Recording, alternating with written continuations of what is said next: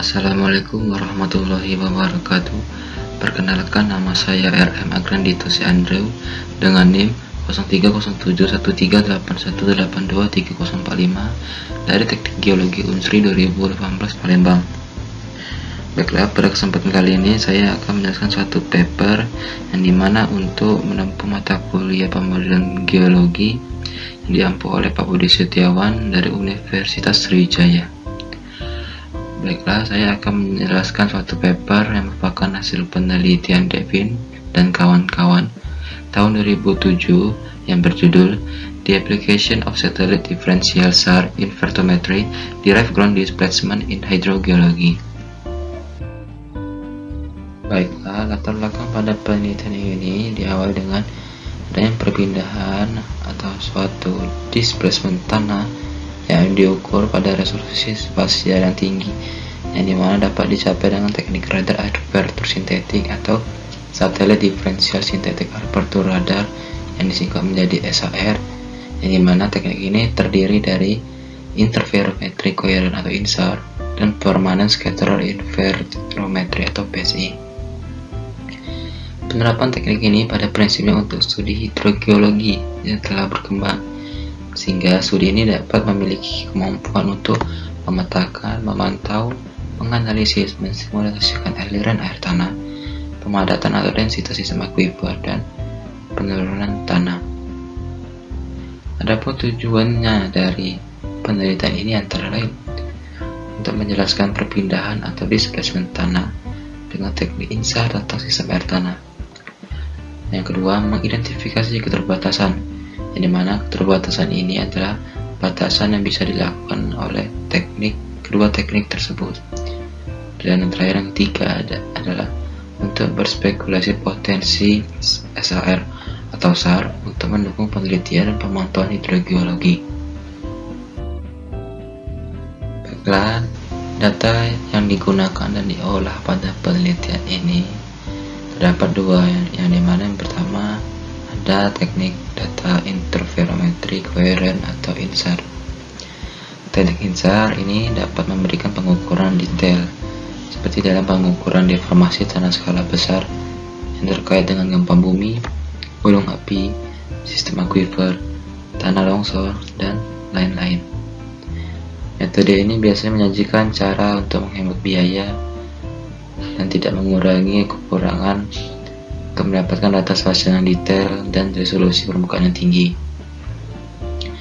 Metode ini diukur pada setiap titik pixel dari dua fase gambar yang berbeda, mana dapat dilihat pada gambar ini terdapat satelit pertama dan satelit kedua. Dan satelit pertama ini berfokus dalam mengakuisisi data sebelum adanya displacement atau perpindahan atau pergerakan tanah.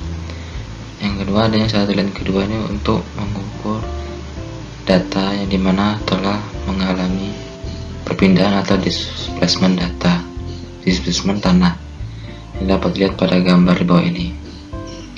Selanjutnya, dari gambar fase gambar berbeda ini biasanya disebut sebagai interferogram.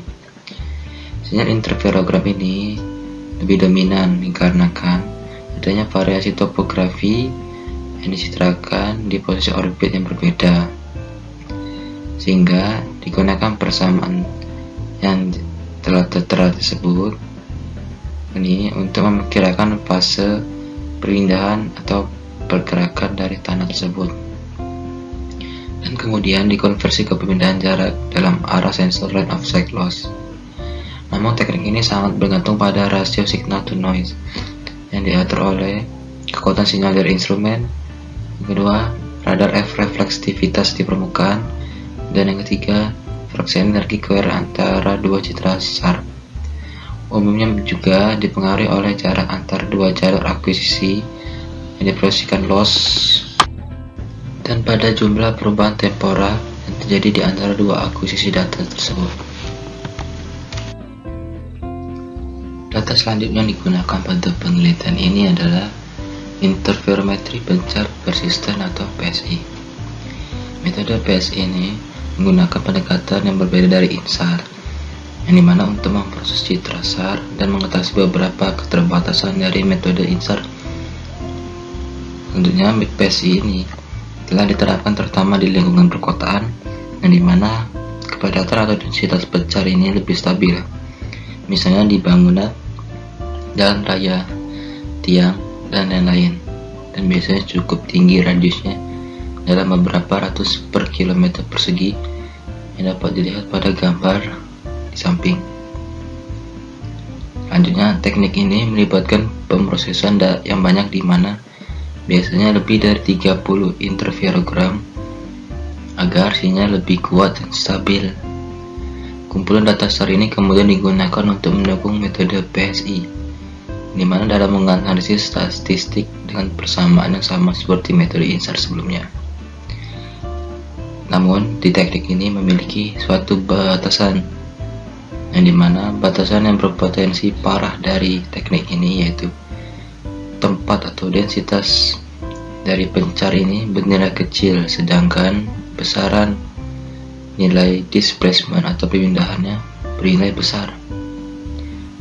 Batasan lain dari teknik ini adalah kesulitan untuk mengidentifikasi target yang stabil di pedesaan dan daerah pertanian. Karena itu, mayoritas penggunaan aplikasi teknik PSI ini berfokus pada daerah perkotaan. Selanjutnya, metodologi pada penelitian ini saya mengambil 3 studi kasus, yang dimana yang pertama studi kasus di Antelope Valley Mojave Desert, California. Studi kasus ini merupakan salah satu area pertama yang digunakan INSAR untuk mendeteksi dan memetakan densitas sistem akuifer dan membatasi simulasi aliran air tanah serta densitas sistem akuifer. Penggunaan INSAR pada penelitian ini menggunakan informasi geodetik dan hidrogeologi terdahulu. Informasi hidrogeologi diperoleh dari hubungan antara tren spasial dan temporal yang diamati dari penurunan muka tanah dan air tanah, dan dipetakan dari distribusi unit isostratigrafi. Penurunan muka tanah ini terjadi pada tahun 1930 hingga 1992, yang diukur dengan teknik geodetik terestrial menggunakan speed leveling dan GPS, dan yang mengungkapkan adanya pola penurunan secara regional. Tentunya adanya pengukuran densitas sistem akuifer secara serentak diukur pada ekstensometer, lubang bor di bawah permukaan, dan penurunan tanah dihitung dari interferogram untuk periode tahun 1993 hingga 1995. Namun, model ini dibatasi oleh ketinggian air yang tersedia, pompa bor, dan data densitas sistem akuifer. Nah, ini merupakan peta atau adanya hasil pengukuran dari ekstensometer. Selanjutnya, studi kasus yang kedua terdapat di Las Vegas Valley, Nevada. Di lembah Las Vegas, terdapat di ratusan kilometer persegi ini dipengaruhi oleh penurunan permukaan tanah yang telah dipantau sejak tahun 1935 menggunakan teknik geodesi terestrial. Penurunan tanah diferensial ini telah diukur, yang dimana pengukuran tersebut melintasi sesar quarter yang diteruskan dengan pengisian adanya cekungan sedimen dan adanya celah atau trench yang dikaitkan dengan sistem akuifer diferensial. Bentuk umum dari penurunan INSAR ini adalah berkorelasi secara langsung terhadap permukaan air, sehingga mengubah peta dan peta agregat ketebalan dari tanah liat, atau bisa dikatakan dari lempung. Pengukuran INSAR ini menggunakan lebih dari 40 interferogram dari September 1992 hingga Desember 1999. Perkiraan kerangka elastis koefisien sistem penyimpanan akuifer ini dihitung di 6 lokasi dari perpindahan terukur dan air bersamaan dengan tingkat perubahan di sumber terdekat. Dan ini merupakan gambar di daerah penelitian Nevada, yang mana gambar sebelah kiri ini merupakan adanya penurunan data dari 1963 hingga 1997, dan gambar kanan ini merupakan adanya penurunan tanah yang telah menggunakan GPS dan data INSAR dari tahun 1963 hingga tahun 2000. Dan yang terakhir, studi kasus di Santa Clara Valley in California, yang merupakan area pertama di Amerika Serikat yang dimana terjadi penurunan tanah akibat dari air tanah. Hal ini dikarenakan pada tahun 1960, lembah tersebut mengalami transisi dari lahan pertanian ke lahan perkotaan, sehingga air tanah tersebut dipompa setiap tahun untuk mengairi tanaman dan memenuhi perkembangan kota akan kebutuhan air. Survei geodetik terestrial dan ekstensometer di lubang bor menunjukkan adanya beberapa penurunan kecil pada setiap tahun. Dan adapun menggunakan pencitraan seismik dan investigasi geofisika dihasilkan dari interferogram, dan ini mengonfirmasi adanya sesar di area ini. Baiklah, kali ini ada hasil pembahasan dalam penelitian ini. Pada studi kasus 1, terdapat perbandingan pola sejarah penurunan tanah regional terhadap peta perpindahan INSAR atau interferogram untuk periode 1993 hingga 1999, yang mengungkapkan adanya kesesuaian skala regional dengan ketidaksesuaian skala lokal, dan adanya juga kesesuaian antara INSAR dengan 2 ekstensometer berdasarkan 22 interferogram untuk periode 1996 hingga 1999.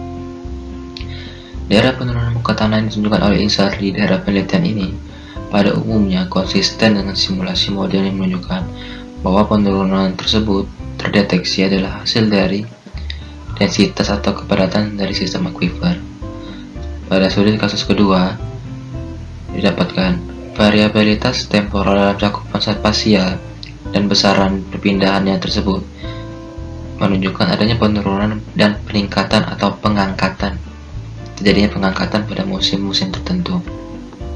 Hasilnya menunjukkan adanya perlambatan tingkat penurunan dari tahun 1992 hingga 1999. Yang ini dikaitkan dengan stabilisasi permukaan air tanah atau adanya pemulihan atau recharge sebagai terkait dengan penyimpanan akuifer. Selain itu, adanya menghasilkan magnitud kecil dan umumnya deformasi elastis atau recoverable dari sistem akuifer ini terjadi dari skala waktu musiman. Nilai-nilai yang dihitung di 6 lokasi sumur tersebut dikalibrasi menjadi model regen aliran air tanah 3D dan dianalisis uji akuifer. Dan terakhir, studi kasus dari Santa Clara Valley in California. Pada ini, ekstensometer dan perpindahan atau displacement yang diturunkan dari INSAR menunjukkan adanya penurunan dan peningkatan atau pengangkatan setiap musim yang dapat dipulihkan sebanyak 30 hingga 40 mm di sebelah barat sesar Silver Creek, serta melepaskan dan mengisi ulang siklus air tanah tersebut. Adanya perpindahan dari turun INSAR tersebut untuk periode multitahunan menunjukkan adanya pengangkatan regional yang mungkin disebabkan oleh sesar Silver Creek. Hal ini juga dipengaruhi oleh adanya zona sesar yang menyandingkan karakteristik batuan sedimen dan aliran air tanah lateral yang terhalang akibat melintasi zona sesar Silver Creek tersebut. Adapun kesimpulan dari hasil penelitian ini, yang dimana adanya perkembangan dari kedua metode atau teknik tersebut, yang dimana INSAR dan PSI akan berkontribusi untuk kemajuan aplikasi hidrogeologi di masa depan, yaitu sensor SAR yang baru dapat mendukung investigasi spasial lebih detail dan resolusi temporal yang tinggi, dan pengamatan displacement atau perpindahan dari teknik interferometri akan lebih sering dipertimbangkan pada monitor, karakterisasi, dan pemodelan sistem akuifer. Selain itu, dari adanya teknik ini telah meningkatkan pemahaman hidrogeologi, di mana antara lain yang satu untuk mengidentifikasi penghalang hambatan aliran air tanah. Di sebelumnya ada sesar Silver Creek. Kedua, adalah mencirikan pergerakan muka tanah musiman. Yang ketiga, memperkirakan penyimpanan sistem akuifer dan sifat aliran.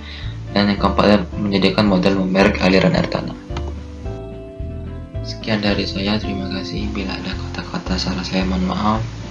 Pada Allah saya mohon ampun. Wabillahi taufiq wal hidayah. Wassalamualaikum warahmatullahi wabarakatuh.